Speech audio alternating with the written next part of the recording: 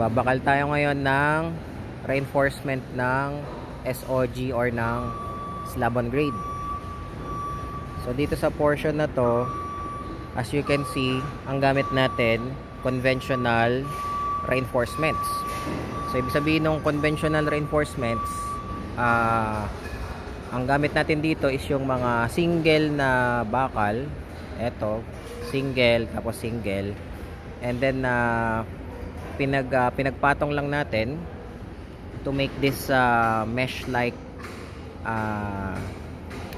arrangement na to, and then tinali natin yung mga intersection ng mga bakal using a tie wire. Ito yung tie wire na tinatawag. So itong conventional way ng pag-lay ng reinforcement, medyo matagal to eh. Unang-una, ang nagpapatagal dito yung pagtatali. Ito, kasi ang dami mong tatalian yan eh. Ano, katulad yan, as you can see, ang dami nilang tali dyan. That's why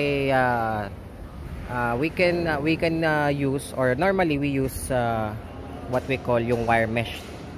So ito yung tinatawag natin na wire mesh. Ito.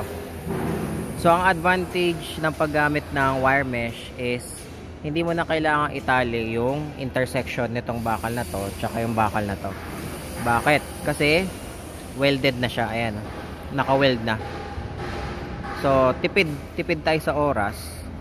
So ang mangyayari na lang dito, i-install na lang natin. Diretso install na lang.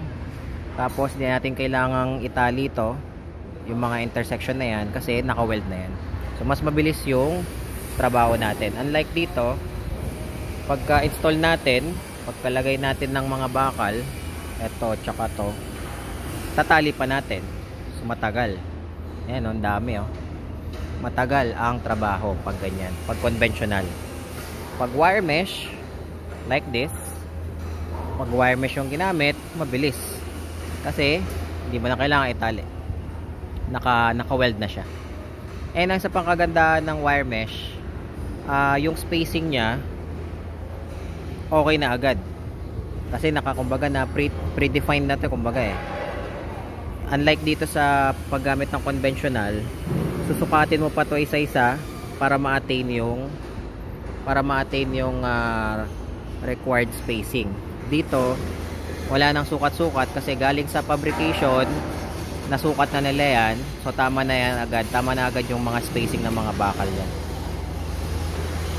So yan yung reinforcement ng slab on grade.